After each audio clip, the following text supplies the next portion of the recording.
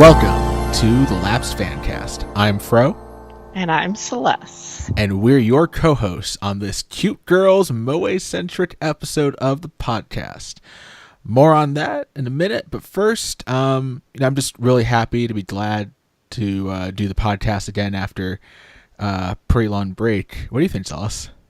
So the break was mostly my fault. I was swamped with finals and like post-semester stress syndrome. So I apologize for, things not being as consistent as they should have been. It's okay, because I feel like I should share a good part of the blame because we had some technical snafus that were entirely my fault, and then I went on a 5-day vacation, so... It's okay, we just took May off. It's all right. Yeah, for sure. And I'm just glad that you did so well in school. Yeah, it was a really good semester for me. I'm happy about that. It was very stressful. Yeah. I mean, part of the reason why we decided to pivot to do this kind of episode was actually so that the workload wouldn't be so hard on you. Instead, it relied on me to watch a lot of shows in a timely and orderly fashion. And wow, I did not fail. No, I definitely failed.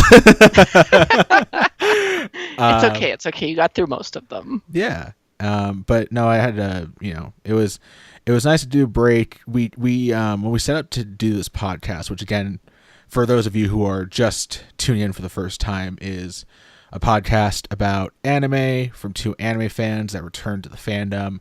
And generally speaking, we're trying to shoot for an audience that might not be as insanely well versed with anime over the last 20 years or so, but might have, had a dalliance with it in early childhood, maybe got really into Pokemon when that was a craze, or had some school friends that were like, hey, Code Geass is kind of cool, and watched that on TV or something like that, and then kind of fell away from anime. And now, in light of this kind of more mainstream turn of events for the medium, have returned to watching anime, especially now as it's a bit more highly accessible and has flooded the market. And again, I think we've mentioned in the past, like actual pop culture figures like Michael B. Jordan and Kim Kardashian actually talked about anime on major digital platforms as fans. So, they're posters. It's okay. Okay. So we're trying to aim for a slightly more than mainstream audience. Like the folks have come back and have been like, "Oh my god, there's so much dope shit to watch." Basically, right? It's kind of who we're hoping to reach. And really, I just kind of wanted to more or less move things along and say that we did our first couple of episodes based off of the things that we had kind of really gotten involved in prior to the podcast, including like the shows that were really big last year when both of us kind of returned, as well as one of our favorite shows. And we did a more or less generally common seasonal show for the winter season as well. And so we were thinking that while we're also in the midst of the spring season, that we would turn our attentions to doing a show or recording a show based around one of the facets of anime that was particular to the time period that more or less was kind of lost to both of us as fans, in a sense. And we'll really expand on that in just a minute. But I think, one of the things we kind of want to do with this over the summer when we have a good bit more time than we would during like the normal school season is kind of jump back and look at old anime and kind of do more thematic episodes. Like this is the first episode in that vein where we're talking about a trend that popped up and kind of like really diving into that, where instead of just talking about current shows, right? Like exactly, yes. I think it's a lot of fun, and I think there's a lot of mediocrity in like current anime. There's a lot of good shows. There's also a lot of mediocrity. So it can kind of get dull to just sit there and watch, 15, 16, 20 shows every week. I think like some of us have done. Oh my god. this season is brutal. Oh, totally.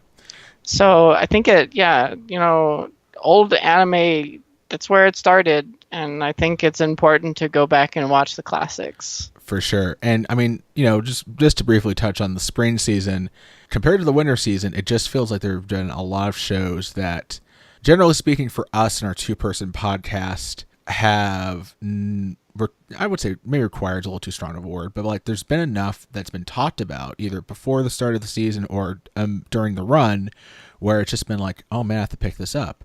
Oh man, I have to pick this up.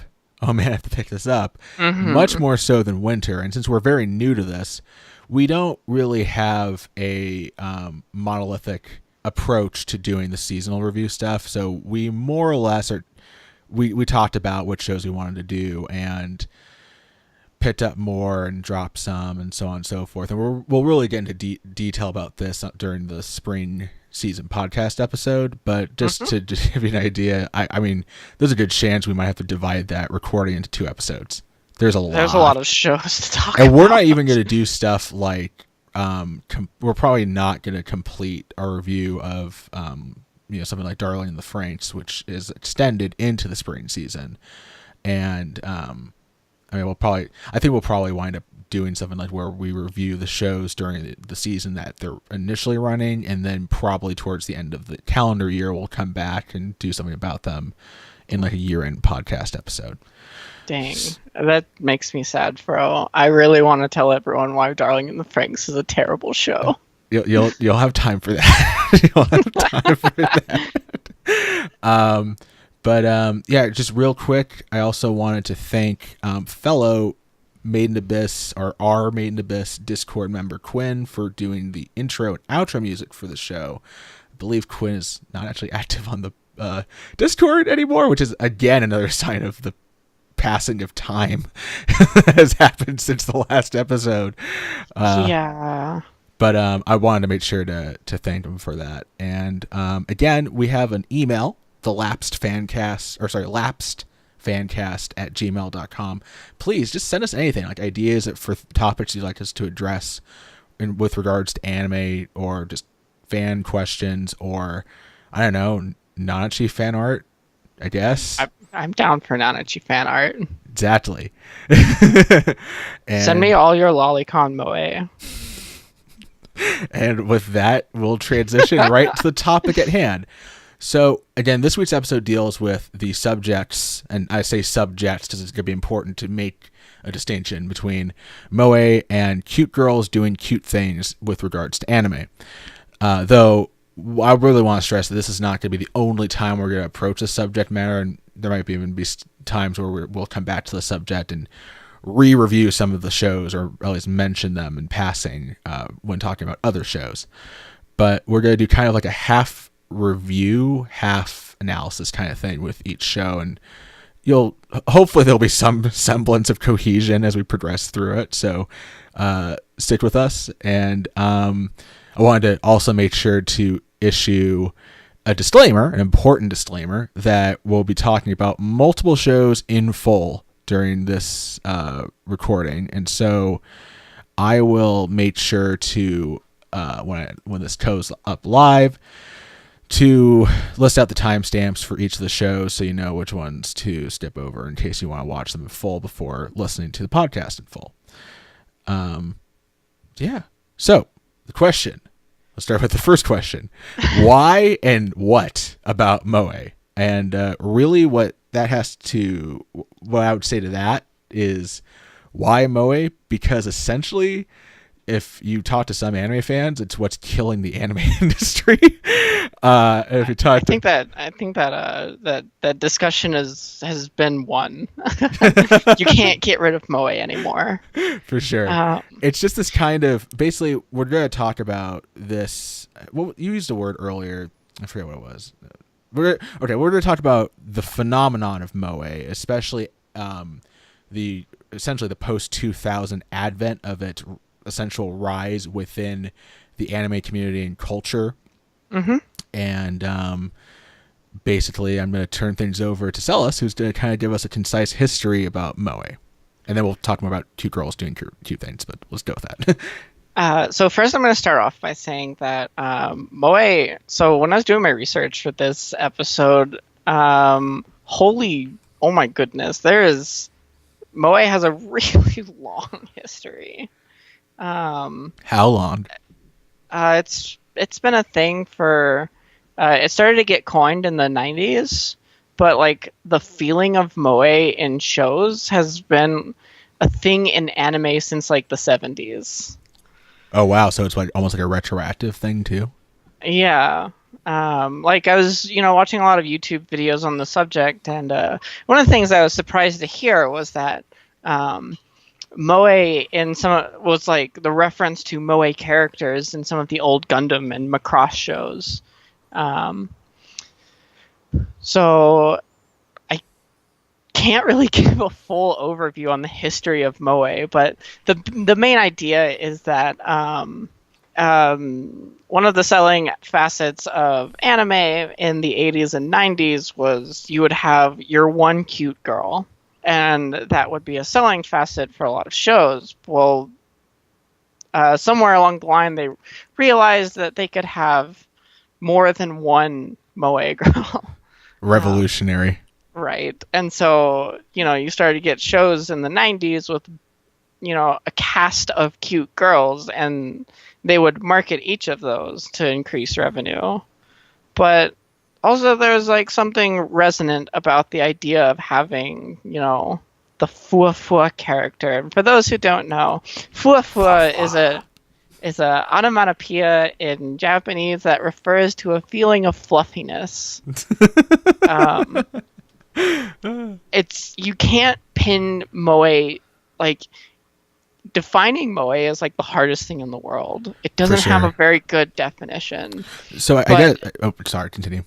I was just gonna say that I would say that the closest concise definition I can give to moe is a character and action that gives that sense, that feeling of fuwa.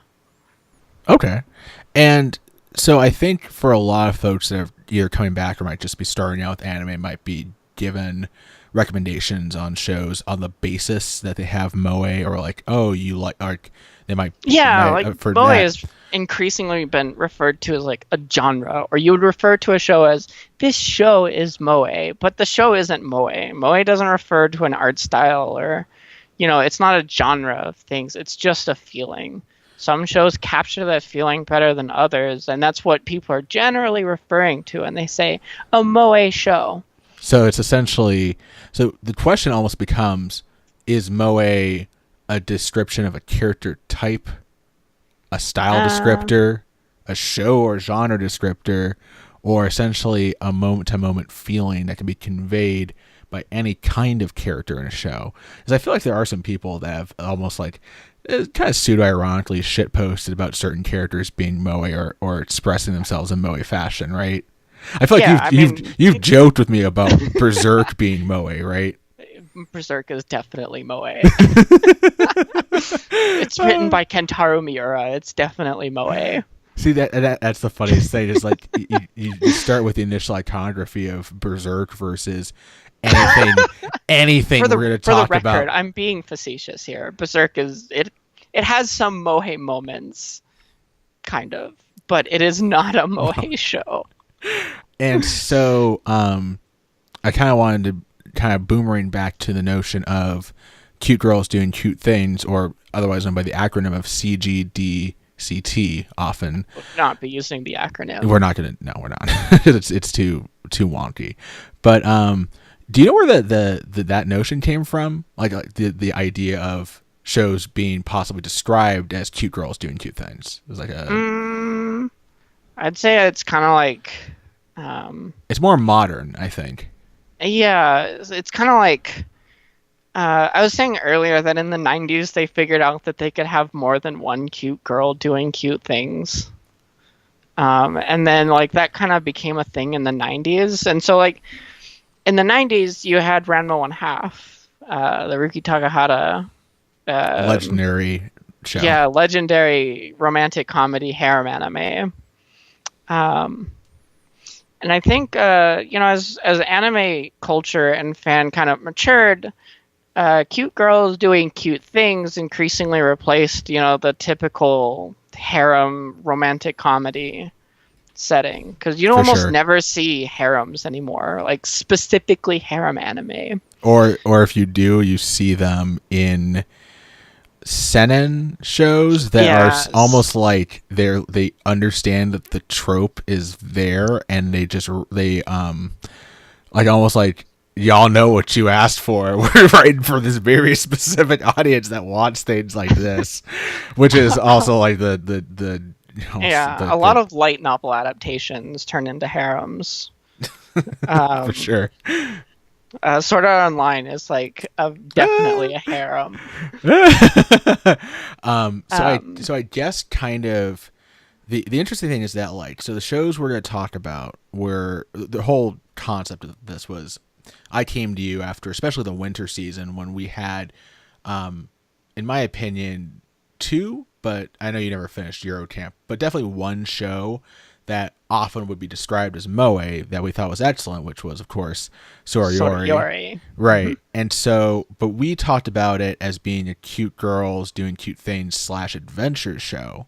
Hmm. And I think that some of the consternation about the conversation about that show has to center around the notion of moe and whether or not it's just a moe show, and whether or not the notion of it being a moe show is like, something that might hold folks back from checking it out, which again also kind of dovetails why I wanted to do this, just because as when I think about my consumption habits as an early anime fan, they obviously trended towards what was available at the time, but also mainly I would seek out, boy-oriented shonen battle fantasy action shows. There Hmm. was other stuff at the time. Like, I remember distinctly that like some of my friends in my high school anime club were really into Chobits, which was like explicitly a romance show. And I was like, I remember Chobits. yeah. And so kind of like, I wanted to just be like, oh, I really liked Soriori. I know that it's been described as moe, and I think I mean, it would be fair to describe some aspects or moments or characters within Soriori as moe or having moe adjacent qualities, Mm. maybe. So the thing about moe and Soriyori is mostly that I don't think it's really there. I think Kimari is the closest thing to a moe character there is. For sure. Um, but the thing with like Kimari has a lot of like fua fua moments, but Soriyori as a whole is a very like fast paced. It's a story that's always in motion. It has a lot of cute girls, and they do cute things on their adventure, but it's definitely I don't think it's very moe, if that makes sense. Okay, no, it's cool. I mean, like that's why we're kind of going over Exactly. We're the trying to like subject to try to parse it out. cute girls doing cute things does not automatically imply moe, and I think that's one of the things that's been lost. Well, I mean, part of the adoption of the cute girls doing cute things moniker for show description is a response to the overgeneralization of shows with cute girls being described as moe as almost like a throwaway term. So trying to figure out how to really convey what these shows are going for using the existing terminology and trying to come up with new ways to describe the shows is important, especially because I think, anime lives and dies on being able to recommend it to people and convey, what a show is about. I'm sure I've probably recommended shows to you in ways that you've just been like, Fro, what the fuck? Like So Haikyuu. I said it was hype. I I'm if you're joking. I'm okay, joking. okay. I mean, there are cute boys. I guess it's not They're not very cute boys. They're all gay for each other. yes. So with that, I guess we will start delving into the shows individually. I'm gonna get myself ready to talk about Azumanga Daioh. So before Oh, we dive sorry. into Azumanga Daioh, I just want to like make a quick like thing. Like, so we've been talking in this intro about moe and cute girls doing cute things, and I want to make a couple of term distinctions. I've already kind of separated cute girls doing cute things and cute girls the existence of cute girls, I've kind of separated that from moe. But I also want to say, like, there are a lot of different varieties of cute girls doing cute things. They oftentimes get different, like, descriptors. Like, earlier I said the term cute girls doing adventure things, which I think Soriyori is very much so a part of that subgenre. Agreed. But there are also, like, I'll just give a couple of examples leading up to the shows we're going to talk about. There's things like cute girls doing sports like sake, cute girls doing Hogwarts things like Little Witch Academia, cute girls doing battleship things. There's an anime for that. Content collection. Yeah, so, there's a lot of different. What I'm trying to get at is, like, cute girls doing cute things is a huge subgenre of slice of life. What we're going to be talking about today is a sub-slice of that huge genre, specifically cute girls doing high school things, which is kind of like the original version of cute girls doing cute things. It happens to involve almost like the almost essentialist ties to the notions of moe, in a sense. Yeah, it took the... I feel like when adapting these shows from their source material, like, they wanted to convey in the culture. In the culture in Japan at this time, moe was starting to sell, and I think that they were trying to capitalize on that feeling when they're adapting the, like, Azumanga Daioh, which is kind of the original 4-koma adaptation. Right. 4-koma being a 4-panel comic strip. Yeah, I mean, again, I kind of intimated earlier that we're going to start with this post-millennial period of anime where there's a bit more awareness, a bit more of market strategy. I mean, you mentioned a lot of, like, just the whole idea of trying to sell moe. Mm-hmm.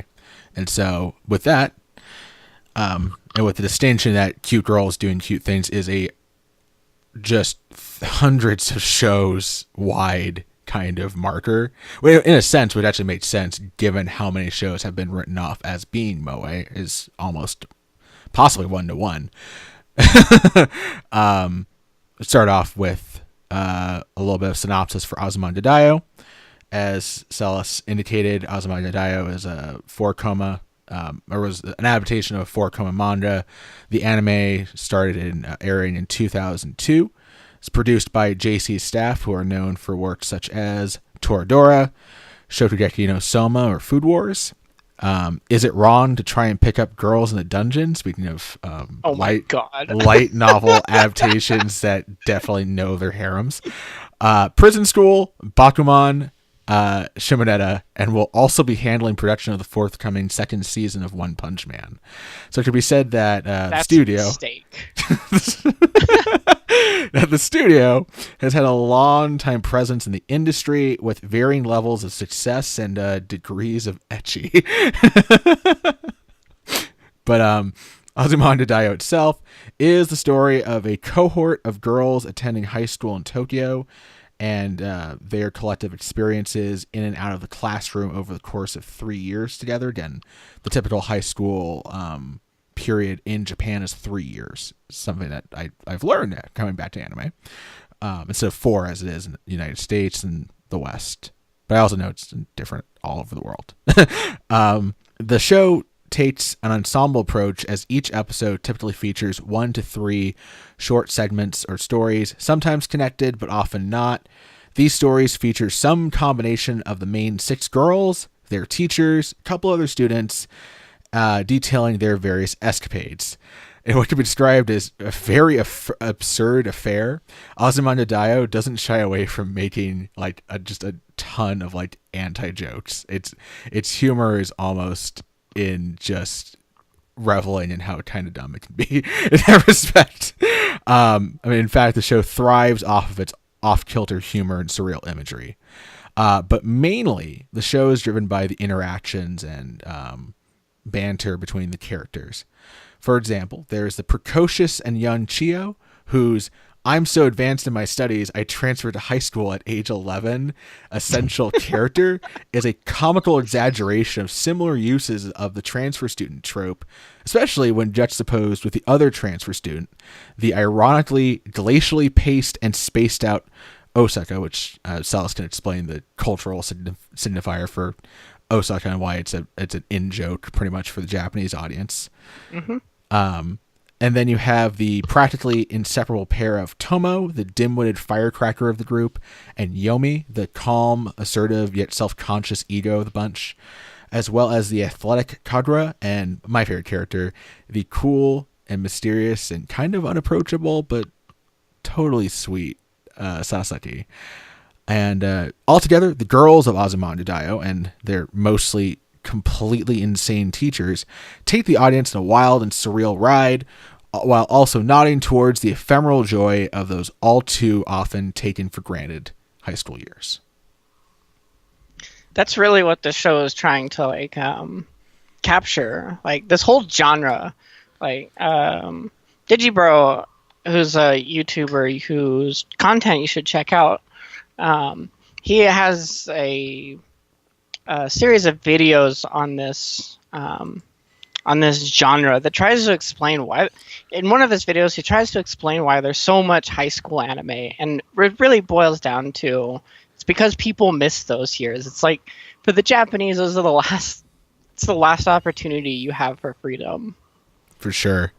And like this was kind of, as far as I understand, this was kind of like the first, kind of dim-witted comedy show, slapstick comedy show that really played to just girls in high school, which is why it became famous. And every 4 girls in high school anime attributes their character tropes to Azumanga Daioh.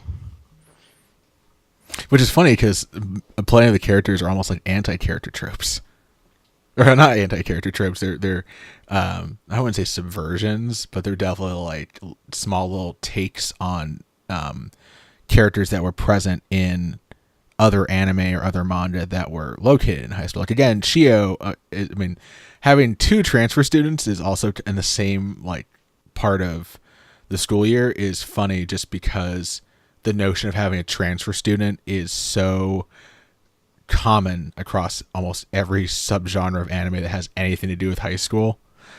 Yeah.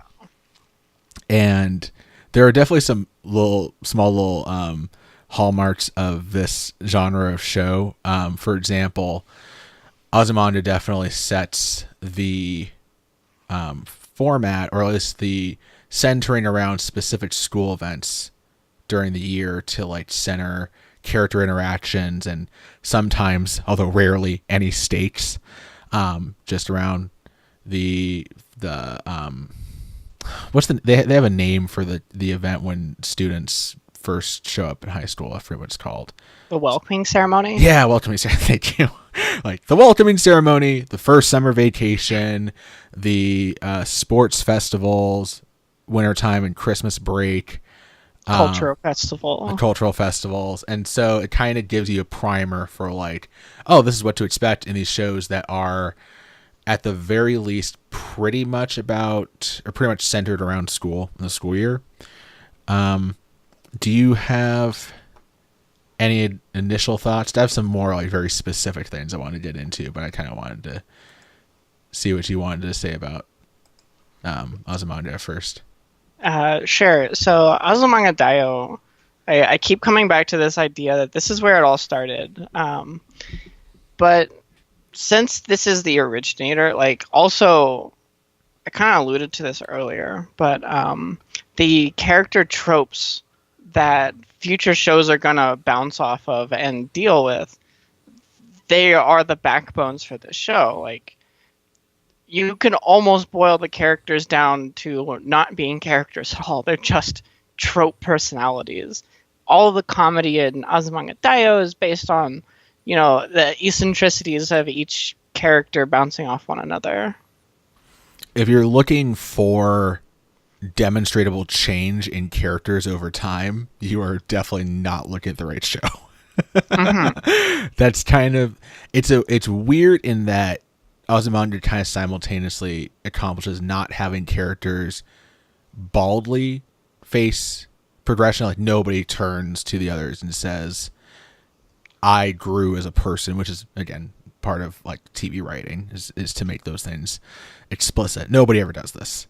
It's just kind of like these characters really like hanging out with each other to the point where there's just borderline like who cares why to set up why these characters are here. They're just here with each other, like especially when the teachers are hanging out with the kids outside of school. Oh my god.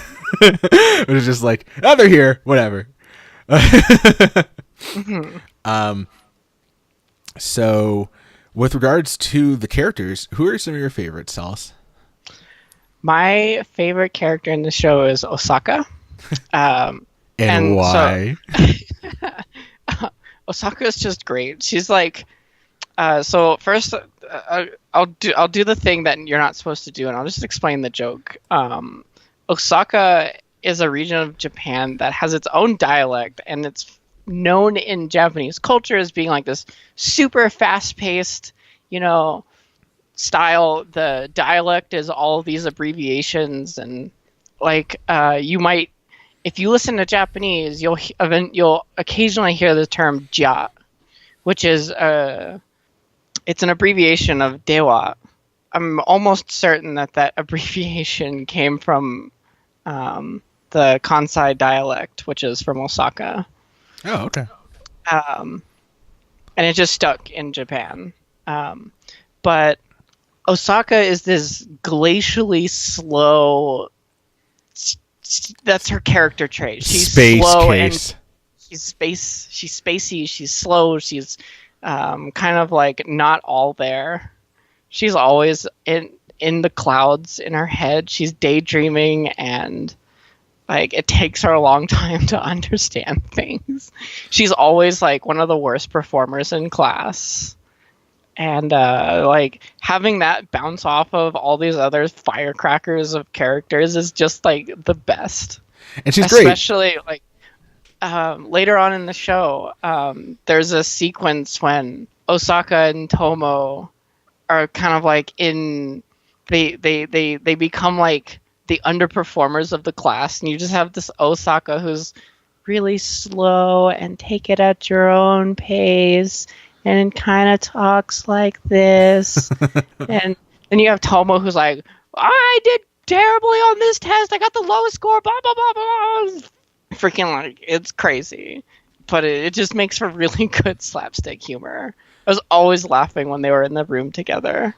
For sure. And Osaka is also responsible for like one of my favorite bouts of animation in the show. I'll probably circle back to that in a minute, but there's one scene where Osaka's trying to like deal with like, I think they're in the classroom and she's trying to deal with the ramifications of some form of information, and each time you can see like the panic just ratchet up in her face. And it's just hilarious because for like 95% of the frames that she's in the show, she has the exact same facial expression. And to see her just like just completely get lost in the moment, it's really is fun. I would say I already tipped my hand a little bit when earlier I said that Sasaki was my favorite character, but I also really like Chiyo, Yomi, and Kagura. I really liked Sakaki. I think I had the right. Yeah, Sakaki. I'm sorry about that. I always screw that up. What I really liked about Sakaki's character was that it's just the fact that she kind of learns how to deal with her absurdity. And I think of all the characters in the show, she probably winds up with the most quintessential kind of progression in that like her love of cats finally like yields some kind of marginal development for her. But it's funny because she's almost like she's the most consistent character. She's kind of like the bedrock of the group. And I feel like she kind of keeps everybody together. She has a really good relationship with Chio. I really like their juxtaposition, their friendship. I just had a thought. Sakaki is like Osaka if Osaka was smart. Pretty much. They're both very slow. they're slow and they take their time and they daydream a lot. Except Sakaki is really smart. As much as Tomo would get on my nerves just from being almost borderline insanely hyper, I really liked her and Yomi's interactions a lot.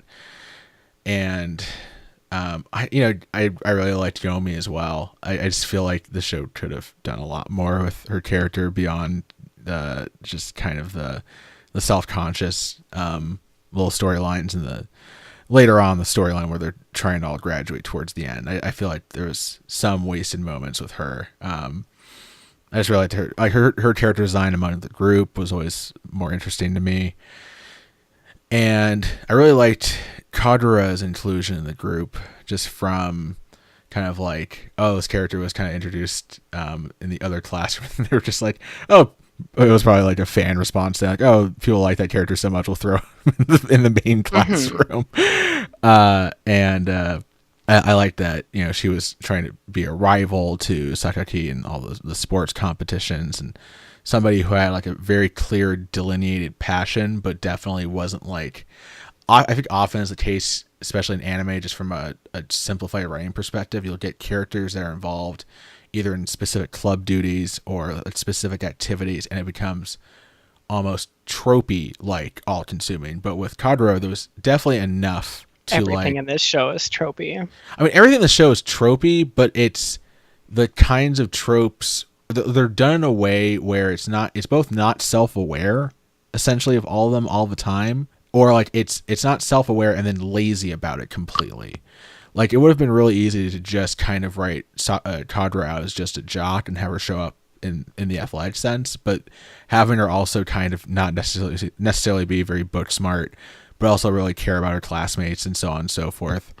Mm-hmm. I really liked that. I also liked how she would inadvertently piss off Sakaki by like drawing on her shit. Yeah, and we should probably talk about the teachers. You want to start off? Yeah. So one of the things that initially like really hooked me in this show was getting to know Yukari Sensei in the beginning, because she was like the anti-teacher. She's like certifiably crazy. She's crazy. She's a drunk. She's a terrible person, and she brings all of those qualities to the classroom. She's so childish. She very much is. So childish. She's like a worse version of Tomo. All of her interactions with Nyamo Sensei, who's the more mature teacher who teaches gym, they're just great. They're my favorite. Like, it's a little sense of adult humor between them that somehow doesn't manage to infect the other girls. Well, except for one particular except for summer trip. We did mention that Studio JC staff has a habit of adapting really just vividly out there and in your face kind of ecchi-esque shows. But one of the highlights of the show is a scene where a very drunk Nyamo-san at Chio's parents' summer home that the group routinely stays at each summer, which is also a commonality between a lot of the shows. Chio is really fucking rich. One of the commonalities in all of these shows is that there's at least one person in the group that's like affluent enough to either afford a summer house, or they're able to all together go do a summer vacation. It's kind of a recurring thing. But so they're there for, I think, the third year in a row, and a very, very drunk Nyamo winds up just out of, I forget if it was out of the blue. There's some circumstances that result in her winding up confessing a myriad of her own sexual experiences to the girls, but it's done in a very artful and like deliberately presented and planned out way, which I applaud the staff for doing, because it's so unique. It's so like perfect. It's great. It's great within the surrealness of the show. For sure. That scene was one of my favorites. I like that they cut away in that. They do a cutaway in that scene. So, if you're a little older, you can kind of pick up on what kind of things they were talking about.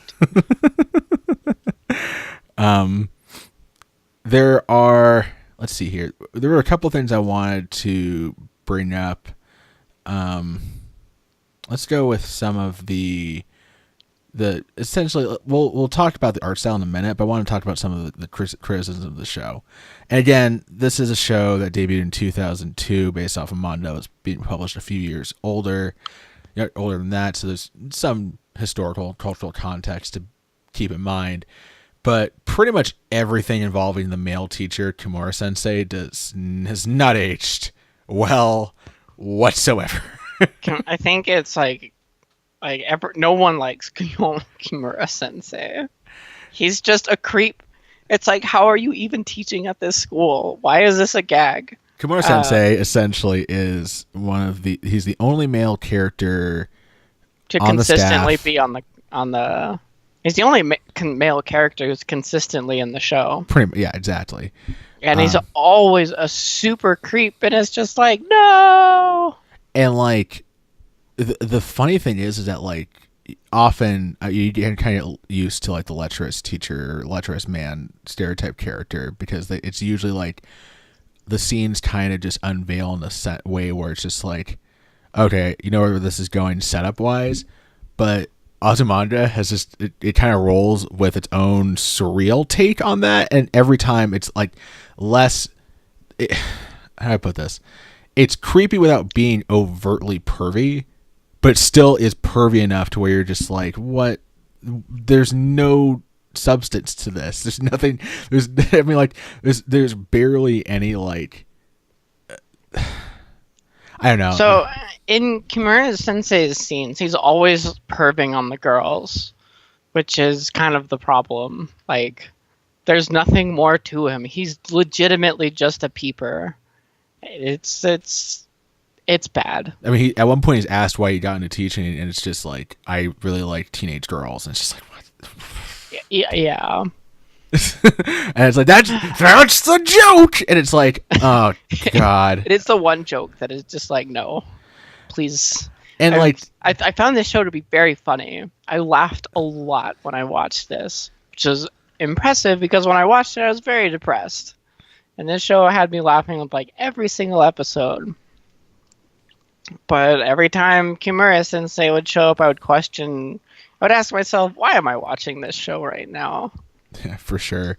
I mean, there's only like there's really two funny takes with his character. One is that he's actually married and his wife is kind of ditzy. And I mean, cool, great, fine. It doesn't really excuse a lot of everything else.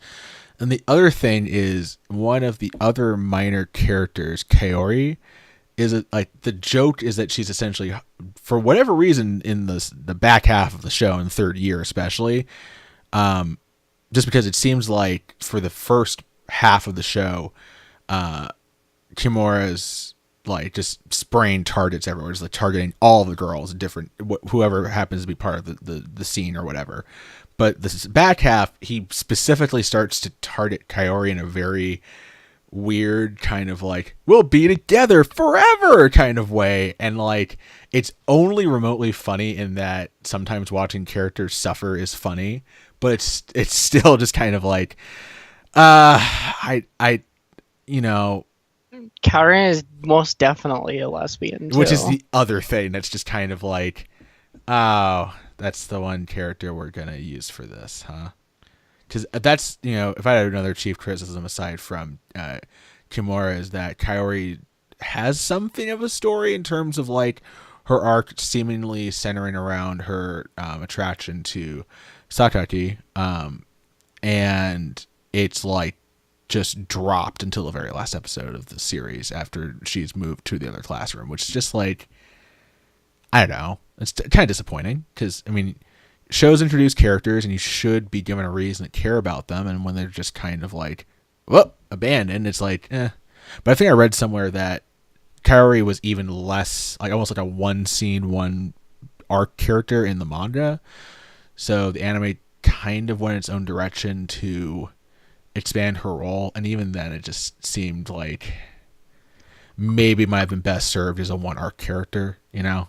Like that was if that was what they came up with for like trying to involve her later on, it was not great. Do you have any criticisms of Azumanga? I know that it means a lot. I mean, again, so perspective wise, I have never watched any of the shows that we're going to talk about today before we decided on this kind of direction for the podcast episode. So I'm definitely coming with a way different frame of mind, especially from the folks that watched Azumanga at the time of its release, but definitely different from Celes. And so yeah, that's just how it is, really. I was just having a different perspective for a show, but yeah, I guess I'm curious. Was there anything that you, like looking back, thought the show could have executed on, or anything? I think considering what it was trying to do, I think it did a pretty good job of what it did. I will say that this show means a lot to me. It was like my first introduction into like cute girls doing cute things. Like I said earlier, like I was really depressed when I watched it, and it helped me to get through that a little bit. But you know what is really surprising? It was really surprising to me when I watched it was the last episode of the show, which is really powerful to me. In that, when they're all going through their graduation ceremony, I started crying because it was like the end of my journey with these girls who are just being goofballs for their entire high school career. And I was kind of surprised at it because, it's not like Azumanga Daioh is it's not like a very emotional show. It's just 24 episodes of straight slapstick humor. Yeah. Or I should say 23 episodes of straight slapstick humor. And then, they're graduating, and there's this scene where Chiyo is being honored for being the best student, and Tomo starts clapping because no one was. It was that moment when it broke for me. And Chiyo's definitely kind of like the emotional core of the show too, so that makes a lot of Chiyo sense. Is great. Yeah. And I mean, the show, to its credit, the show treats the majority of its characters with a tremendous amount of respect. I mean, there's within character commentary about some sexualized aspects, of course. I mean, I think it's kind of common from like a generally acceptable sense, the amount of talk about like breast sizes and a lot of just bodily experiences, so on and so forth, that happens in the show is very cursory, I guess is kind of what I would go with. It never like impacted my enjoyment of the show at all or anything. And one of the other things I wanted to say, there's really two more things I wanted to say about the show, but one is that I thought the show kind of does have, from the outset, this almost like very samey kind of feel to the art style and how the presentation, like a lot of it just seems very early 2000s-y in terms of it's like kind of being a little washed out, kind of a very limited color palette, sometimes a little bit of a same face, same hairstyle effect. But as I mentioned earlier with some of the comedic moments, like there are just moments where JC Staff, this iteration of JC Staff, really flex their animation muscles to just like really like make a certain scene stand out that I really appreciated. So, and often that would coincide with like the punchline or the humorous portion of the show. And I think it might have set, in and of itself, might have set up a model for future shows within the cute girls doing cute things mode to do something similar as well. And then the other thing I wanted to say is, or at least I wanted to ask you, Celes. So it's clear how the show represents the notion of cute girls doing cute things. But if you were trying to indicate how Azumanga Daioh is moe, is there? I was just gonna ask you the same thing. I was just saying, is there something you can point to? And I guess I'll answer it myself. And I think it's just that there is a level of like, I mean, it is kind of funny to see Chio struggle with like some aspects of being in school, but it's just a certain sense of just like admiration for her and her kind of like selflessness. I mean, again, for me, I probably would point to the most moe aspect being the relationship that forms between Chio and Sakaki, because it's very much just centered around like being mindful, taking care of one another, and I really enjoyed that just for what it was, and just those girls being the best girls. So for me, there's two scenes that I'll point to that were like stand out to me as being the most moe scenes in this show. First and foremost is, it's almost kind of famous, right? Is that Chio's penguin suit during the cultural festival for the second year, I think. Yes. Oh man, it's just so fucking cute. Oh my god. You have to remember, Chio's like this 11-year-old girl with twin tails, and she's stuffed in this fucking penguin suit that's too big for her, and she's just waddling around the cafe. My favorite was my god, it's so amazing. My favorite was Yukari's reaction to it, just like, what? Oh man. And what was the other one?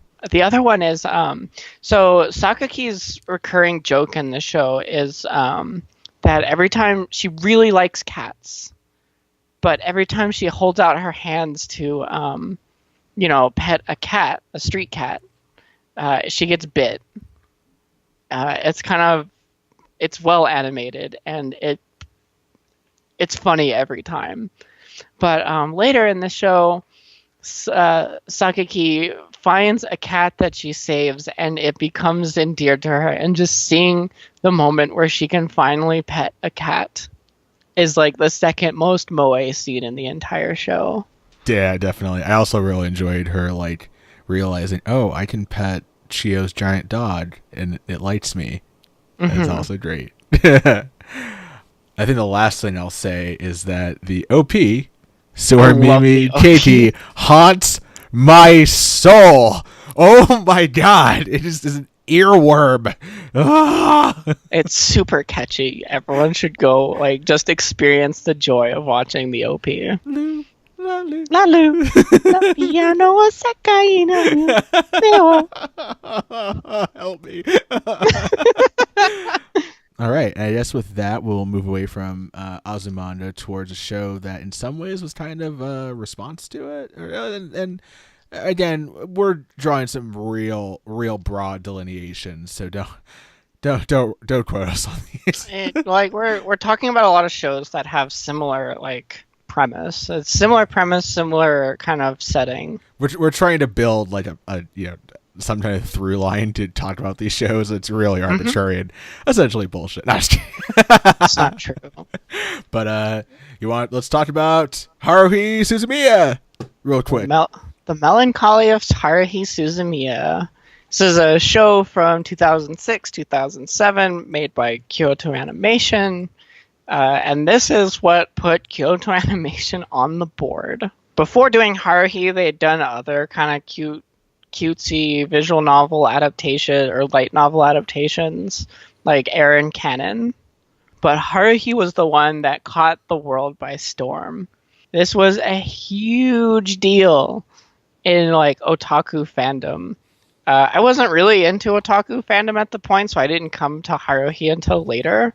But if you ever talk to someone who was way into the culture of anime around 2006, 2007, 2008, you will be talking about Haruhi.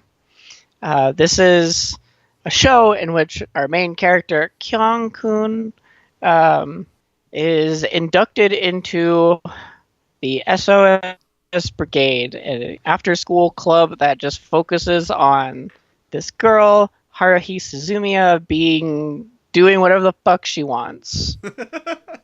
And the joke is that Haruhi is obnoxiously bored with life. She's just bored with everything. She wants to meet like supernatural beings. She wants to meet an alien, a time traveler, and a psychic. And the joke is that Haruhi is just a goddess. She literally wills these characters into existence and they join her club. But she's not allowed to ever know about any of these things. So Haruhi can do anything, but she's not ever allowed to know that she's the reason it's happening. And so you get kind of like Haruhi's cast is a little bit more balanced, I'd say, because you have 2 boys and 2 girls, or 3 girls. 2 girls? It's 2 girls. 3 because you have Hold up, let me bring up the you character have list. Haruhi, you have Kion, you have Yuki, you have Miku, Asahina, and you have Koizumi. That's right. And really, this show is just about the SOS Brigade doing crazy shit. It's kind of abstract, and you can also kind of see this as like, if you take the tropes laid down by Azumanga Daioh and you take them to their extreme logical conclusion, the idea that, the main characters of a show, things always work out for the main characters of a show, even though normally they definitely wouldn't. You would get Haruhi. For sure. It's almost like it's a response. It's a deconstruction, and it's famous. It's pretty good stuff. I like it. For sure. I would describe Haruhi herself as the kind of character that would actually kind of be okay with living in the world of Azumanga Daioh in terms of just like checklisting off the very specific high school experiences, but eventually just like go out of her mind within the context of that show, just because it never did. Like, Azumanga is never about the extra, the special or the exceptional. It's just about the mundane being able to be portrayed in an absurd, funny, and ephemeral kind of way. Haruhi is funny just because the notion of a character being a essentially like a full-on god without any awareness, to the extent that essentially the world as we know it as a viewer provided by the show exists literally from the moment that high school starts for Haruhi and Kion. It's really funny. It's very meta in that sense, because any show, really, if you're thinking about it, only exists from the moment the show starts. And that's kind of one of the little jokes about this show. And basically, the way I would describe my feelings about the Melancholy of Haruhi Suzumiya is that the people doing the show stumbled across gold and managed to fumble away between 45% and 65% of their goodwill with regards to it. It's one of those things where it's just like I have a little internal rule about headcanoning stuff, and I think that Haruhi is very good at least firmly keeping enough stuff within its own internal logic going well. But Haruhi doesn't have any internal logic. No, I mean it just by not caring about that, it doesn't have to like cover a lot, basically, and that's kind of just the way the show is. It's they stumble across just a really good mix of character design, character motivations, characters that interact with each other, a really kind of cool and unique story, and decided to use it for the basis of shitposting multiple times. And and like, in a sense, there's so like, it takes such balls to do that you're just kind of like in awe about it. But at the same time, you're just like, there's so much the show could have done. Like, this is the kind of show. So I think sometimes there's this tendency for fans in anime to like either take a character that appears a limited number of times, or just like just enough to like have an appearance and be like, the show's like, this character is phenomenal. Like when I started watching this show, my best friend was trying to sell me on the character of Yuki, and I think that Yuki's a really cool character, but like I could never understand why somebody would say like that was like one of their favorite characters, just because of the decisions and limitations the people making this show put on it. Again, I don't want to rain necessarily on the parade of the show, especially because I'm the positive one in this podcast. Typically, this podcast duo, but you didn't like Yuki? What the fuck? No, I did like Yuki. I couldn't understand why anybody would be like Yuki's like my favorite character of like in anime. It's just like, oh, not in anime, but in the show, Yuki is my favorite character. Yeah, no, for sure. I mean, yeah. Basically, I'll start talking about the nice stuff real quick. But I mean, the show went again, kind of like harkening back to what I said about Azumanga Daioh, when the folks at KyoAni, as we've said multiple times, want to flex their animation muscles, they come up with just insanely good and crazy and surreal looking stuff, and that's all over the place in the show. What's also all over the place in the show is just a lot of banter and dialogue that, aside from God damn, I'm forgetting his name. Aside from Keon, sorry, thank you, I remembered Keon having some pretty good sarcastic and self-abasing or self-deprecating internal dialogue a lot, especially at Haruhi's expense. A lot of the dialogue can just kind of go nowhere, but essentially the show lays out a really cool premise. The initial episodes are really cool in terms of like giving you character introductions and kind of building out the world, and then it's almost like the anime equivalent of somebody pushing their cheeks together and just making an air fart, like, and you're just like, what just happened? Yeah, that's pretty much it. That's all I gotta say about Haruhi. So, if Azumanga Daioh was focused on like just school and school activities, Haruhi is almost completely focused on the club. This is kind of like this is really like where I say that Haruhi is a response to Azumanga Daioh and the kind of sort of style that it set out, the tropes that it set.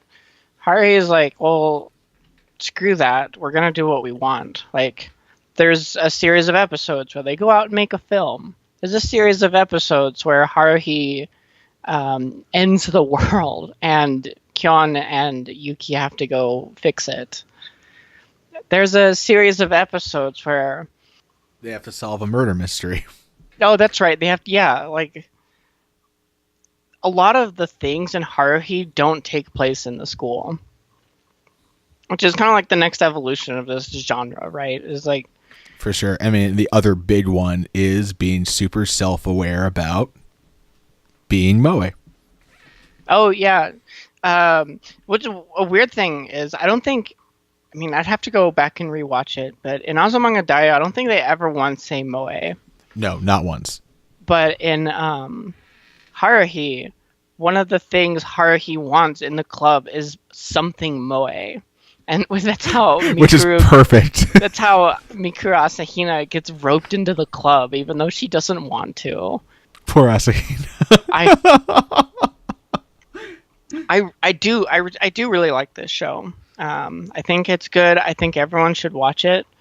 But one of the things that makes this show like very uncomfortable for me is the way Haruhi treats Asahina. Haruhi is a jerk. She's a spoiled fucking brat. And poor Asahina has to put up with all of Haruhi's shenanigans, even though she clearly doesn't want to. I mean, what are you gonna do in light of your god essentially wanting you to dress up in a maid outfit? I mean, Asahina can't say no. Like it's kind of like an unfortunate thing about the show. Asahina, by design of her character, cannot say no because she's a future traveler sent back to make sure Haruhi doesn't end the fucking world. And so it's this like this just basically like, you know, 3 people in the group trying to treat Haruhi with kids gloves, and Kion more or less doing the same thing as well, but sometimes having to like take a stand. And I mean, again, another show with some hints towards some subtle character advancement, but really kind of no. Again, it's kind of like a lot of just like shit happens and try to get things back to normal in a sense. And I was thinking we should talk real briefly about the worst aspect of the show. Season 2. But the other thing, before we talked about that, just real briefly, is that the ending theme dance is very important for the show we'll be talking about later, in that I'm kind of watching some review stuff about Haruhi and Lucky Star, which is the show we'll talk about in a little bit. It's just funny to think that there was a big dance craze for that, but I forgot that dance crazes were like a thing up until like 2013 with Harlem Shake and stuff like that. So I'm like, yeah, of course that makes sense. Yeah, you have to like, the anime community back in 2007 was a lot different than it is now. For sure. Like, it was way more niche, and like having the Haruhi dance be so like addictive with its like super catchy song was just like something communities could rally around. For sure. And so we'll just talk real briefly. There's 2 big critiques about the show. One is that you literally have to do research on which watch order to watch the entirety of the 2 seasons worth of television episodes, which, I mean, like, I really don't blame anybody for not doing, because even like you can watch the entirety on Crunchyroll, but the watch order on Crunchyroll is wrong according to a couple of the different methods for watching a show. So it's just really jarring when Crunchyroll, for whatever reason, put an episode from ostensibly the 2nd season with a different OP in the middle of the 1st season episodes. So let me explain what happened with them. Haruhi was initially a 13 episode airing, and let me back up for a second. Haruhi was originally a light novel, and Haruhi is like, from what I understand, it's the original light novel adaptation. The reason why we have tons of shitty light novel adaptations in anime today, it's because of Haruhi. But the pacing in Suzumiya Haruhi's The Melancholy of Suzumiya Haruhi, the pacing in the light novels does not translate to anime well. So Kyoto Animation went and they changed the view order. There's not like a through narrative. So they changed the view order and they adapted episodes in a specific order. And this became known as broadcast order. Broadcast order is great because it has it's got like an emotional narrative. If you watch it chronologically, which is how season 2 was aired, then you get your emotional climax on like episode 6, and then you're just wondering what the hell. So, yeah, there's 2 different watch orders for Haruhi. There's the broadcast order and the chronological order, and I think Wikipedia actually lists 4. There's 4 orders for watching season 1 and 2 orders for watching season 2, so technically there's like 8 different methods you can do. Oh, my goodness. I mean, well, not 8, really. I think it's, somebody explained it to me, it's like there's 5 different orders for the combination of first and second, and then there's like 2 ways to watch first and second separate from that. So maybe 7. I don't know. Anyway, it's confusing. And then the worst part is the Endless 8 arc. That's part of season 2, which completely torpedoes my rating of the show just because it took a wonderful story mechanic, and as somebody who is an avowed fan of time travel as a storytelling mechanic, it takes that and literally just makes a tremendous shitpost out of it. That's it. It was just trying to see the people making the show were like, I wonder if we could try the weekly fans' patience by airing 8 slightly stylistic variants of the same exact episode. Or like It's 7. hard. It's hard to watch. Endless 8 is a fucking mistake. I watched every episode of it. It's not worth your time. But Nope. there is a reason for its existence. Season 2 was originally going to adapt the disappearance of Suzumiya Haruhi, but the publisher, Kadokawa. Kadokawa, the publisher came to Kyoto Animation in the middle of their season and said, "You can't adapt that. We're going to make a film out of it instead." And so they were just left like with a huge chunk of their content that had to be redone. So rather than come up with something new and exciting, they re-aired the same episode 8 weeks in a row and made it a time travel gag. Some people ascribe to the idea that you cannot empathize with the character you're supposed to empathize with during the disappearance of Haruhi if you do not watch all 8 episodes. I don't think that's the case. You can perfectly empathize if you don't watch all 8 episodes. Yeah. And so basically, we'll move on as we kind of extended this section on Haruhi a little bit longer than I think we had planned.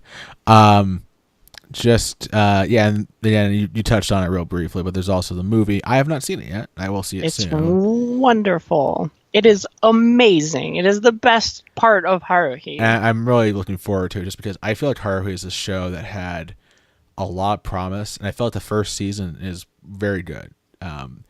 It's just one of those things where, again, circumstances, as you explain them, set it up for tremendous failure. That's just it with season 2. And so taken together, it's just one of those things where, like, when it comes time to recommend Haruhi, there's just so many caveats you have to make. Mm-hmm. All right. And so there next up are 2 shows that I did not watch, but thematically Celes wanted to cover. So I'm excited to hear her thoughts about them. And you want to tell our listeners about, we want to start with Hidamari Sketch, or do you want to, what did you want to do? Yep, so I'm going to be talking about 2 shows in the same kind of genre from Studio Shaft. First is Pani Poni Dash, which came out in 2005. And then later I'll talk about Hidamari Sketch, which came out in 2008. I want to talk about Pani Poni Dash first because it's another response to Azumanga Daioh. Pani Poni Dash was originally a manga, so it's not a 4-koma. But if you took the absurd parts of Azumanga Daioh, and there's a couple of dream sequences where Osaka is daydreaming about Chiyo's father being a weird cat. It gets very absurd, but they never really commit to it. If you took that insane absurdity and made it the entire premise of the show, you would get Pani Poni Dash. The basic premise of the show is that you have, instead of the 11-year-old being a transfer student, the 11-year-old child is the teacher. So she's an 11-year-old kid. She's super moe. She's like, of all the characters we're going to talk about, I think Rebecca is the second most moe character overall. And it's just every episode, like Pani Poni Dash is like the final boss in reference comedy. It's super absurd. It's like crazy. It goes beyond just normal slapstick. It's all references to old shit. If you don't have the right version that points out all the references, a lot of the jokes are going to go over your head because they're referencing like old samurai films and anime from the 70s and 80s and 60s, and it's just kind of like, ugh. So is it the kind of show that you'd have to rely on iterations of fan subs that still exist? Absolutely. You must get the fan subs for this. Okay. Because there's just too many references. But the fan subs, at least that I had, did a pretty good job of pointing out the references as they came up. It's got dramatic moments. It's got just funny moments. It's got cute moments. It's got and it's all steeped in this absurd premise. Like the perfect way to like expand on this absurdity is like usually they will go out of their way and kind of like draw a class. Even though those classmates aren't going to have any voice lines, they'll still like be fully drawn and everything. Pani Poni Dash just makes the students that don't have voice lines cardboard cutouts. Like literally cardboard cutouts. Yeah. And that's just like the very like that's like the base level. Rebecca is super cute and moe and also a little tsundere because she's a spoiled brat. But yeah, I think that's an interesting like diversion from other responses to Azumanga Daioh.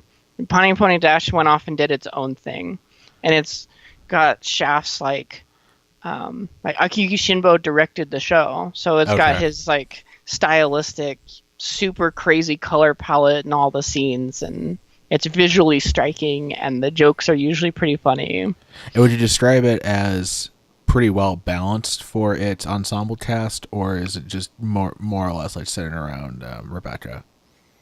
No, they go out and do crazy shit all the time. Cool. But I would say that there's like 5 characters who are decently important to the cast, who get lots of screen time, and it's a 24 episode series, so it's good stuff. I recommend it, especially if you like absurd humor. Okay. And I'm trying to think here. It definitely fits really well within the canon of cute girls doing cute things, correct? Or would you maybe categorize it a little bit differently? It's cute girls doing cute things, but it focuses a lot more on the comedy and the reference rather than just like... So it's almost outright a comedy. Yeah, anime. It's definitely a comedy anime. But That's it does have cute girls doing cute things. Gotcha. All right. And then you want to talk about Hidamari Sketch? Yep, Hidamari Sketch. Hidamari Sketch is a show about 4 girls in high school. There are 2 senpais and 2 kohais who are first years. They all go to an art-based high school. And the premise is that they live in an apartment complex called the Hidamari Apartments, which is across the street from the school. So, of all the shows we're going to talk about, Hidamari is the most consistent moe show. So it wouldn't be described as like a comedy or an adventure show, or... There are comedy moments. It's definitely not an adventure show. It's just these 4 girls in their apartments just kind of like sitting around, and sometimes they go out, sometimes they have scenes in school, but it's just like I said that moe was like this sense of fua. Hidamari Sketch, more than all the other shows we're going to talk about, really capitalizes on that fua sense. There are tons of scenes where we just see characters alone, or 2 out of the 4 characters together. Or we see a character worrying about her next project, or how she wants to be an artist, or, you don't get those scenes in the other show. In the other shows we're going to talk about. Like, it's less focused on the comedy, even though the comedy's there. For sure. It's focused on the girls as characters and, like, their fluffy lifestyles. Does the show use the art school premise for any kind of, like, surreal character exploration or anything of that sort? I wouldn't say so, although it's also a shaft show, so it's got that, kind of quirky visual design. Most uniquely, it has a lot of like real life photo cutouts in the animation. Oh, really? Also, its character design is vastly different from all of the others. It's famous for its wide-faced style because it's just so moe. Yeah, I can see that. The eyes are kind of like drifting apart. You can almost like paint giant symbols in the middle between the eyes.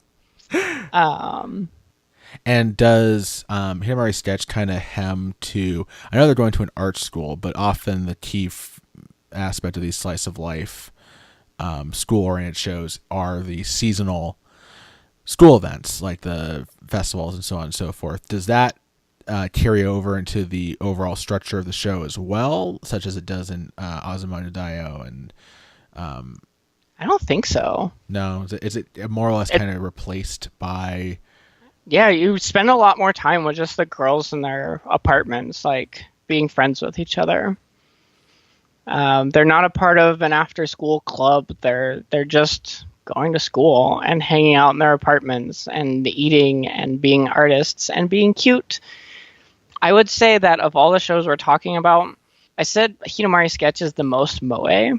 It's attributed to Hidamari Sketch is a very comfy show. It's a show that you just watch and you smile and, maybe... It's the bane of like any like shonen power fantasy only meathead. It's the complete opposite of that. It's a very comfy, low energy, kind of just be happy, smile kind of show. And would you say that the show like uses music at all to like convey some emotionality, or is it very sparse in that respect?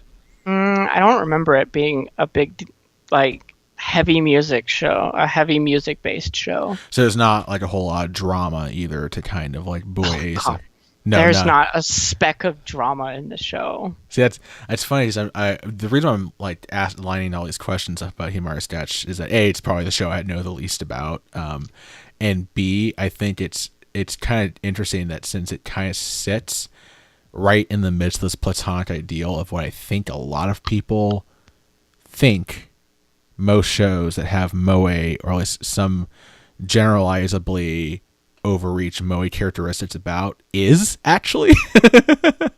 So like it's funny that it's like, oh, so this is the thing that I think a lot of people think all these other things are, in a sense. Yeah, exactly. Like, we're calling this subgenre cute girls doing cute things. This is cute girls just being cute. Okay. Did you have any other thoughts about Hidamari Sketch? Is there aside from the appeal of just kind of like the premise and the setup, is there anything about the show that really struck you?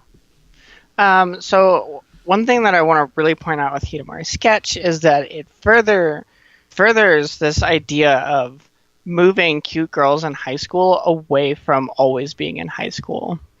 Sure, in Azumanga Daioh, there were a lot of scenes where, they went to the beach house. They went to the beach house, but otherwise they were almost always in school.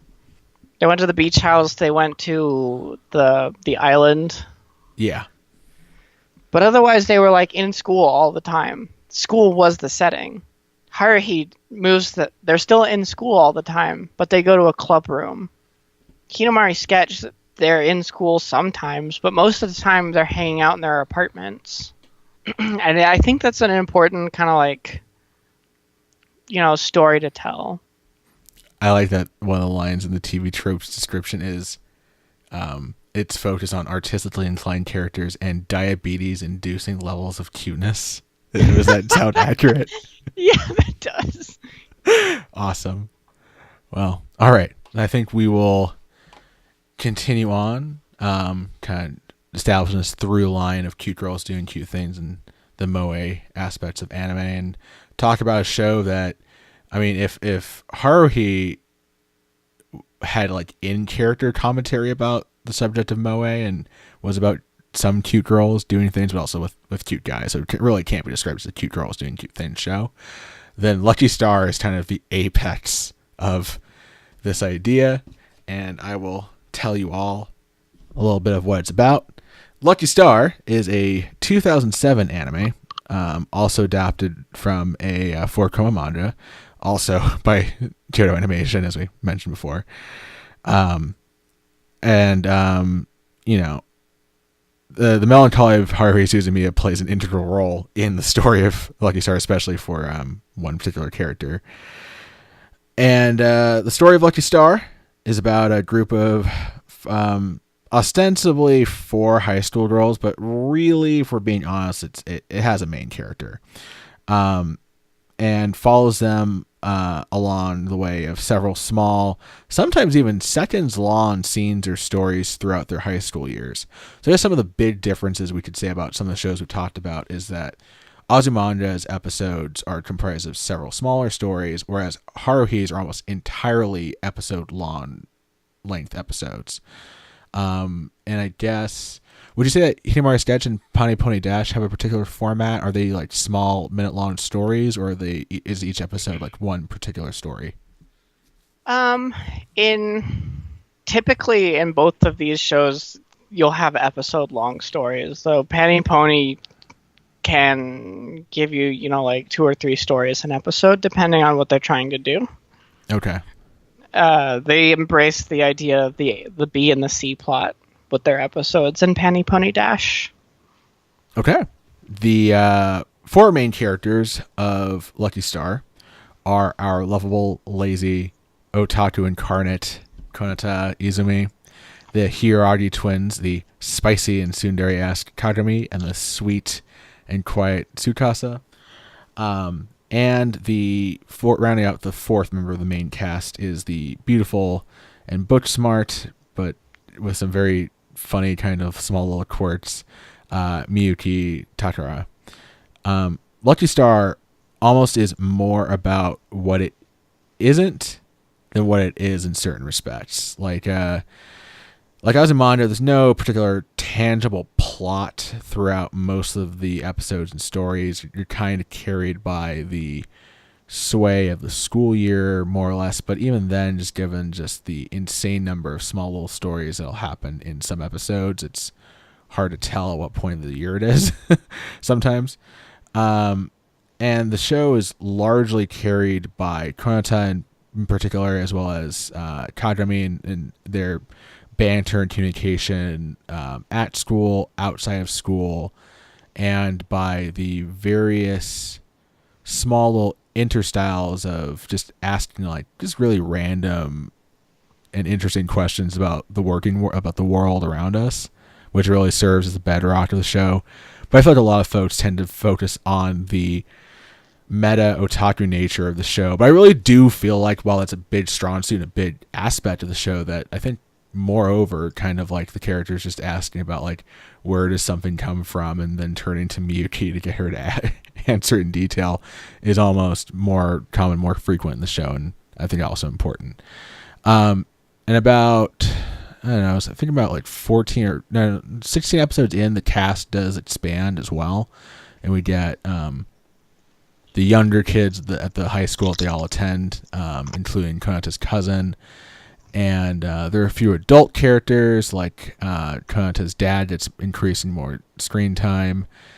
And I don't know, am I forgetting anything? I know that my explanation of Lucky Star is just all over the place. If you have a bit more concise definition. It's hard to talk about what exactly Lucky Star is about, because it's really just like otaku shoutouts with Konata. But it's not just that. If you want to like convey otaku culture from this era into a single show, it would be Lucky Star. For this sure. This is like the perfect snapshot of what culture was like back then. And would you have an answer to like what Lucky Star's contribution to like moe and cute girls doing cute things would be? The legendary OP, the pure existence of Konata. Before Lucky Star was a thing, like the only shows that like specifically delve into otaku culture, like acknowledged its existence, was like Genshiken. And now you can't escape otakus in anime. Exactly. It's because of Konata being such a fucking great character. For sure. Yeah, it's tough to.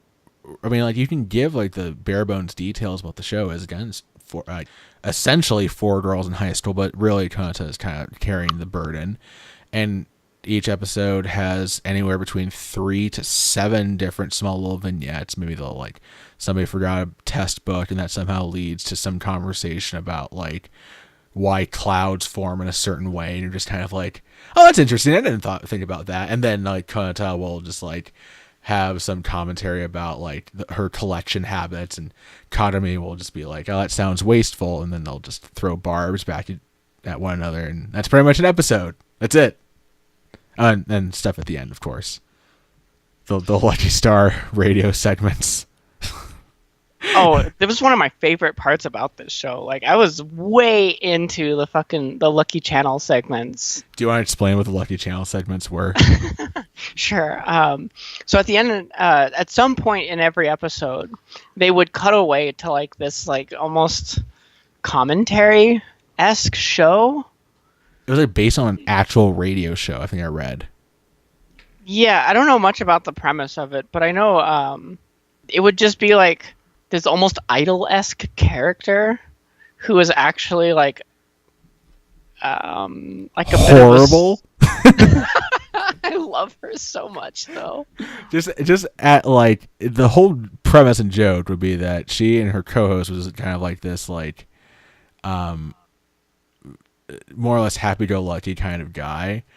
They would try to start hosting the segment, and each time he would manage to piss her off in some way, shape, or form. And it's like the most meta aspect of the show, because like they would talk about their own screen time in the actual show portions of the show, because they were all portraying kids or like other characters in the world of Lucky Star. Fucking Shiraishi is like one of my favorite characters in the entire show. Like, in one of these Lucky Channel bits are just like small little comedy rants between Akira and Minoru Shiraishi, and they both have speaking roles in the show. And the one of the jokes is that Akira is supposed to be an idol singer. She's supposed to be like popular. She's supposed to be like a really popular figure, kind of cute girl. She's like supposed to be a moe character. But it's clear, like you can tell by watching Lucky Channel that it's just an act she puts up for the camera. And like there's like a little arc in the Lucky Channel segments where Shiraishi gets more speaking lines in the main show. And so Akira forces Shiraishi to go hike Mount Fuji and get spring water for her. And so he's just gone for like 10 segments. It's great. And I mean, again, one of the big appeals of Lucky Star is the characters and their interactions with one another. The world of Lucky Star is really it's vivid, which is one of the things I really like about it. It definitely stands in stark contrast only 5 years later from Azumanga Daioh, where Azumanga Daioh is like you don't say it literally pales in comparison to the visual presentation of Lucky Star. Well, that was the segue into talking about characters, and instead made a point about the art style. That was weird. It's okay. I feel brain dead. Celes, who are some of your favorite characters in Lucky Star, aside from obviously the Lucky Channel pair? Well, like I said earlier, I love the Lucky Channel duo. But, I also really like Konata and Kagami's shenanigans together. Yes. One of my favorite things about Konata is she's always, like, commenting on, like, otaku stuff. And she's always, like, talking about how Miyuki is the moe character. Miyuki being this, like, fucking fluff ball of a rich girl. A really good way to look at Konata, in my opinion, is like Haruhi with the chill, like just so much more chill and so much more like respect and kindness for everybody else.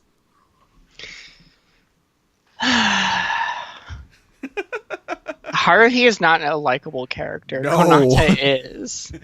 I love Konata. Konata just represents very much like all the positive attributes of otaku culture. She's very passionate about the things she cares, but it's never obnoxious. It's only obnoxious to like Kagami in some respects, but that's just because they're friends. They're friends. They like to rip on each other, basically. The other character I really liked was Nanako-sensei. One of the gags in the show is that Konata plays MMOs, and one of the people she plays MMOs with is her fucking teacher in high school, Nanako-sensei. Yeah.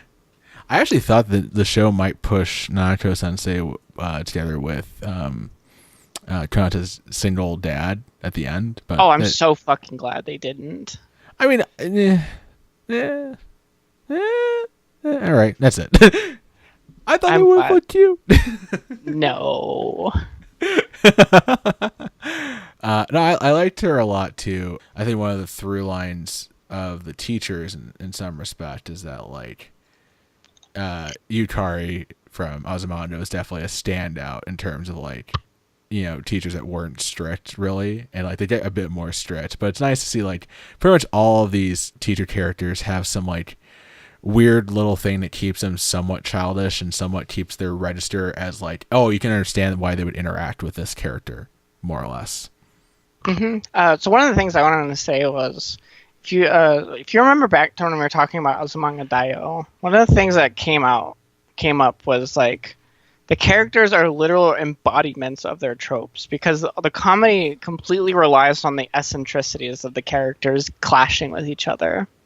Lucky Star's characters actually feel mostly like real people, and it's insane to me to think that the genre like evolved that much in so little time, with Haruhi Suzumiya in the middle kind of commenting on the tropes of Azumanga, saying something like the lines of we're going to take the tropes of this genre to their logical extremes and just let that be the premise. That makes sense. I do have some criticisms of the characters in the show and the writing, especially the back half of the show where they're trying to they introduce a whole as our main quadro, I don't even know, foursome. Our main foursome advance in high school. We are introduced to Konata's cousin Yutaka. I actually really like the relationship between Konata and Yutaka. It's very sweet. Yes. But we get that, and we also start to see, like, one of the running jokes is that Kagami keeps on getting placed in a separate classroom, because in Japan, one of the essential setups for schools are that there are certain homeroom classes, and basically you're placed into one by number, and you kind of wind up having everybody kind of takes the same curriculum of classes, but you take them with that like homeroom set of classmates. And so the joke is that since Kagami's sister Yui, is that right? Did I mess that up? Tsukasa.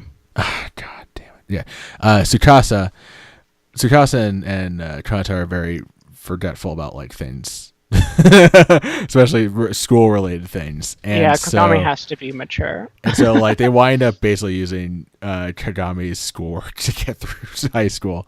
And so we meet a couple of Kagami's apparently long-standing classmates, her friends in her room, Misao and Ayano, and it's like, even in a show that has some superfluous segments, there's just no reason to care about Misao and Ayano. Like there's nothing inventive about their personalities. I think Misao is supposed to be like a tomboy, and Ayano is kudere too, maybe. I don't know. I mean, in a show I didn't even remember these characters, to be honest. Yeah, it's weird. They have like a couple of segments of interacting with the main quartet in some of the first years, especially in setting up the dance sequence that ends the series.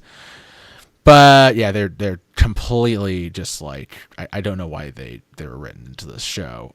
And but I will say that in terms of additions, I really did enjoy all of the classmates that joined up in the second season, including Minami, who's basically tremendously attracted to Yutaka, and I really, really, really liked Hiyori, who's also another one of their classmates, who's also a big otaku, but also is a fujoshi, basically. Who writes friend fiction like Tina Belcher from Bob's Burgers. And it's just like it's some of the best comedy setups in the show. The show really genuinely made me laugh, and I felt very warm watching it in general. But I do think that even with the understanding that the show is not going to write a ton of crazily well done storylines, like there were some superfluous additions that were just kind of like not necessary. Yep. So There are a couple of like really famous scenes in this show that I want to like give shout outs to. For sure. First and foremost is the most infamous scene of all, the Initial D parody. Deja vu, do the stain before flying on the screen. That was my destiny. Sorry, I couldn't help myself. So there's a scene early on in the show when they go to the beach, and Konata drives with her cousin, I think. Yeah, she works as a traffic cop, but they're driving to the beach, and she just goes full Initial D on the drive there, and they get lost. It's like one of the big striking moments. Again, we're talking about a KyoAni show with pretty solid and kind of like keeping to itself animation, and then when it just wants to be insane, it just goes crazy. And it's usually tied to the more surreal dream aspects or imagining aspects, especially when Konata decides to let her imagination go wild. It's really funny. Mm-hmm. But the Initial D scene's dope. What were the other scenes you want to talk about? There's a recurring gag in the show where the comic books store staff are trying to get Konata to buy shit that they need to sell. And they're just so over animated, and it's like they're always foiled. It's really funny seeing them foiled too. It's great. Like, imagine like these characters are almost portrayed like Gundam protagonists. It's basically like if somebody decided to like make Inferno Cop about a manga and anime store, more or less. Yep. Like that's how like completely much out of place they look in the show. It's great. It's amazing. I think they get a segment on Lucky Channel too. Yes. It's one of the ones right before our boy gets sent into the mountains. It's great. Poor Shiraishi. Another moment I wanted to talk about was the fact that Konata is playing MMOs in a show in 2007, and they just the portrayal of MMOs from them is she's obviously playing RuneScape, and it's perfect. I really enjoyed that. They clearly did their homework. Do you want to talk about one particular episode towards the end? I do, but I'll get to that in a minute. Another thing that I really enjoyed was that moment when I knew what I wanted to say, but I've lost it temporarily. Really wanted to talk about it too. No. Was it? Did it have to deal with the Haruhi cosplay segments at all? That's right. That's what I want to talk about. Thank you for the save. Because clearly I needed it. We're on the same wavelength. I love doing the show with you. So, we mentioned earlier that Haruhi was a big, it was an explosive anime. It was all the community wanted to talk about at the time. And then Lucky Star came out, and they started doing... Konata is a huge fan of Haruhi, just canonically in the show. And since they're both done by KyoAni, they can just get away with doing direct Haruhi references and parodies.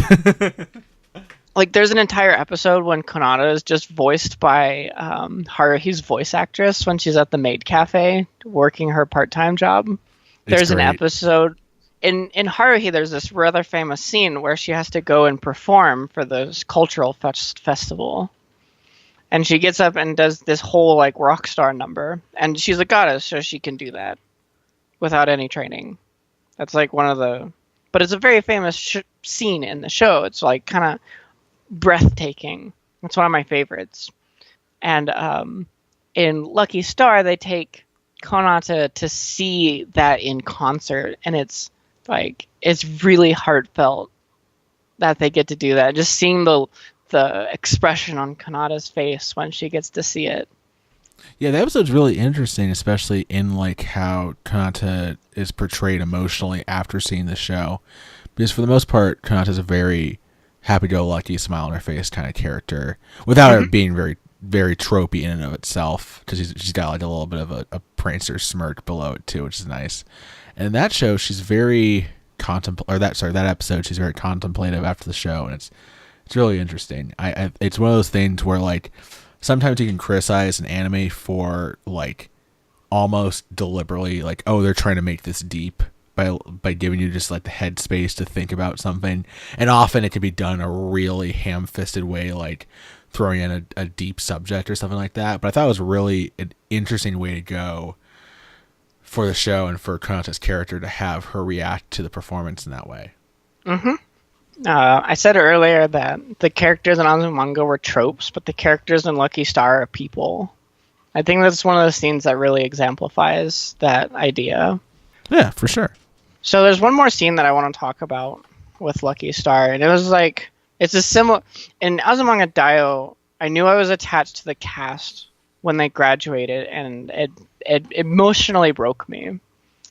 In Lucky Star, there's a similar scene, and it's an entire episode devoted to Konata's mom, who's passed away, and a memorial service to her. And they animate Konata's mom's ghost kind of looking in, and they have the cousin, Yutaka. Yeah, they have Yutaka go take a bath, and they have this memorial scene.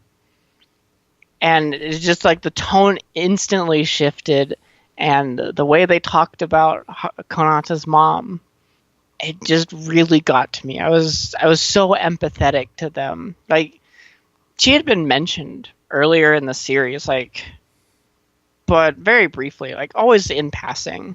Mm-hmm. And then they had this whole episode devoted to her. And I was just, the fact that they sent Yutaka, who the audience like doesn't have as much of a reason to empathize with, they send her away, and they just focus on Konata and her dad having this moment of respite in this otherwise like kind of bonkers, crazy comedy show. It was just something that really got to me. And that was the moment, like in Azumanga, that I realized that I really cared about the characters. It's a really important moment for me. I think that's a trend that separates great cute girls doing cute things shows from mediocre. The great shows can make you care about the characters to let your emotions go kind of haywire. The mediocre ones never get to that level. Huh. That's a good point. And you know what? I think, honestly, this is probably a good point to kind of start to wind things down. I know that we originally had planned to talk about one major show in full and kind of touch on a few others, but we are at the 2-hour mark almost. And I did tell you to prepare for 3 hours. I know, and my feeling is that even just covering this ground and talking about 5 shows technically, but really like 3 in full, that I think we really got a lot of good ground. And I think, in my opinion, we can probably broach the subject again in the future, especially because I still haven't finished watching K-On! Too, is another thing. And if we're going to use this as a stopping point, can I use K-On! As like a conclusion really quick? Sure. And I think it could be one of those things where it's like, we'll talk about K-On! Now and maybe even just do a whole thing about it in the future. But after you. I will say, so kind of like branching off the last point that I made, that you have cute girls doing cute girls shows, and they can be mediocre ones, can make you laugh and they can make you feel comfy and whatnot, but it's the really special ones make you care about the characters. And you know, there's no other anime that makes you care about the characters more than K-On! K-On! Is the high point of this entire 4 girls in high school subgenre of anime. It's a deeply thoughtful show about, you know, 4 girls being friends. 5 if you include Azusa, who gets left behind. Poor Azusa. Some people will say that K-On! Doesn't deserve the hype it gets. I'm just going to go ahead and say that they're wrong. Because K-On!'s not about music, it's about friendship. And that's ultimately like the capstone of this entire genre. It's not about high school. It's not about four girls in high school or in a club or at an art school. It's not about a specific aesthetic or tone. It's not about an aesthetic or a tone, or it's really not even about comedy, except when it is. It's about friendship. It's about like vicariously experiencing friendship and nostalgia, and I think that's a really powerful message, and I think it's a great reason for people to take this genre of anime seriously. And that's where I'm gonna end. K-on's great, go watch it. For sure. And yeah, again, as we've kind of alluded to, we kind of do plan a lot of these things a little bit on the fly, but I think that I actually have a pretty good idea that we're going to return to the subject definitely within maybe in a few weeks, after depending on when you actually listen to this recording, of course. But I'm really glad that we got to start talking about the subject. I think in terms of what we're going to be doing in the future, in the near future especially, we might, depending on just kind of like our own personal schedules, as Celes starts summer courses, right? I believe. Yep, on Monday I've got to start my classes, and that'll go for 2 months. We are going to figure out a bit more in detail kind of what we were going to cover, but I think we might even wind up returning to the subject not too long in the future, or depending on when you listen to this recording, not too many episodes after this one in order. But definitely keep an eye out for that. Again, our email is lapsedfancast@gmail.com. Please contact us about any kind of like show ideas you have, questions you might have for us, stuff you want to. I will start answering questions on air too. I mean, it'd be kind of fun as well. Especially if there are any shows or themes you'd like us to cover. Celes, is there anything you want our fans to know, or you want to tell our fans? You guys are great. Tell me why I suck.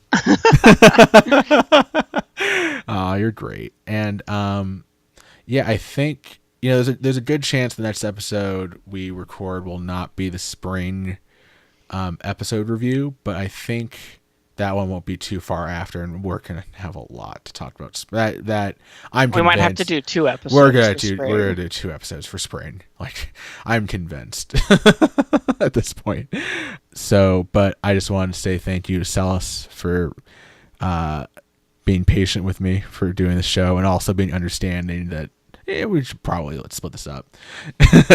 And with that, I hope you all get back to us with your thoughts and comments. Tune in again next time for the Lapsed Fancast, your favorite anime fancast. This is Fro. And this is Celes. And we're signing out.